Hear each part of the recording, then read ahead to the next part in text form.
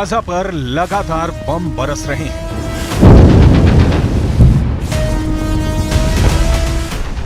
Lebanon सीमा पर आतंकी Hezbollah युद्ध में उतर चुका है।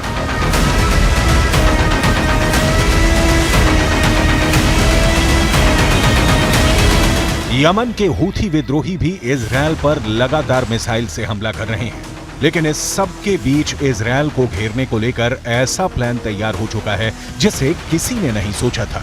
57 मुस्लिम देश एक हो चुके हैं, शिया और सुन्नी दोनों एक हो गए हैं और अब उनका मकसद सिर्फ एक है, इजरायल को खत्म करना।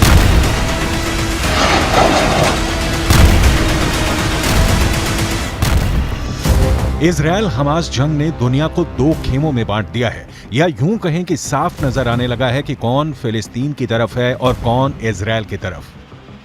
क्योंकि चीन, रूस, ईरान और पश्चिम एशिया के मुस्लिम देशों ने खुलकर इजरायल का विरोध किया है, तो वहीं अमेरिका, ब्रिटेन और यूरोप के देश हमास के अंत के नाम पर इजरायल के साथ खड़े नजर आए। यानी यूक्रेन जंग के बाद दुनिया में जो दो खेमे बने वो इजरायल और हमास की जंग के बाद और साफ नजर आने लगे। यानी इजरायल जंग ने विश्व युद्ध का माहौल बना दिया, क्योंकि यूक्रेन जंग के बाद ही विश्व युद्ध की आहट सुनाई देने लगी थी।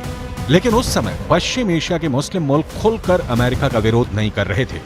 लेकिन हमास और इजरायल की जंग ने अमेरिका के खिलाफ ऐसा माहौल बनाया जिससे अमेरिका का नुकसान होने लगा। यही नहीं, इजरायल जंग की वजह से दो दुश्मन देश ईरान और सऊदी अरब एक हो गए हैं। गाजा में जारी भीषण संघर्ष के बीच सऊदी अरब के रियाद में दुनिया भर के मुस्लिम देशों के नेताओं की बैठक में तुरंत संघर्ष विराम और फिलिस्तीनी मुद्दे के समाधान की मांग की गई है। पश्चिम एशिया और इस्लामिक देशों के नेताओं ने इजरायल की आलोचना की और गाजा पर तुरंत हमले रोकने का आह्वान किया। वहीं ईरानी राष्ट्रपति इब्राहिम रईसी ने इजरायल के लिए तेल आपूर्ति रोकने की मांग की। कुछ देशों ने इजरायल और उसके सहयोगी देशों के साथ आर्थिक और राजनयिक संबंध रोकने का प्रस्ताव भी दिया। हालांकि इस प्रस्ताव का विरोध भी हुआ। इस बैठक में इस्लामिक सहयोग संगठन के अलावा अरब लीग देशों के नेता भी शामिल हुए। यही नहीं, लेबनान की राजधानी बेरूत में हमास के नेता ओसामा हमदन ने अमेरिका पर बड़ा आरोप लगाया और गाजा में लोगों के नरसंहार के लिए राष्ट्रपति बाइडेन और इजरायल के प्रधानमंत्री बेंजामिन नेतन्याहू को जिम्मेदार ठहरा दिया। मुखरजात अल-क़िम्मत अल-अरबिय्यह वल-इस्लामिय्यह अल-मुश्तरकह अत-तारिअह।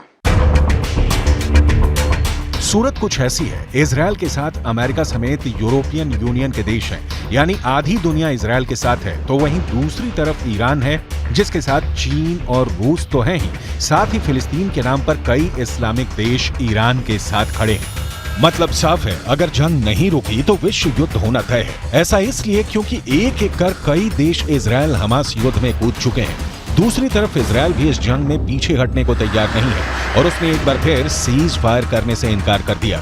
यानी इजरायल के तेवर साफ है, वो ऐसे किसी भी देश को बख्शने के मूड में नहीं है जो उन पर हमला करेगा।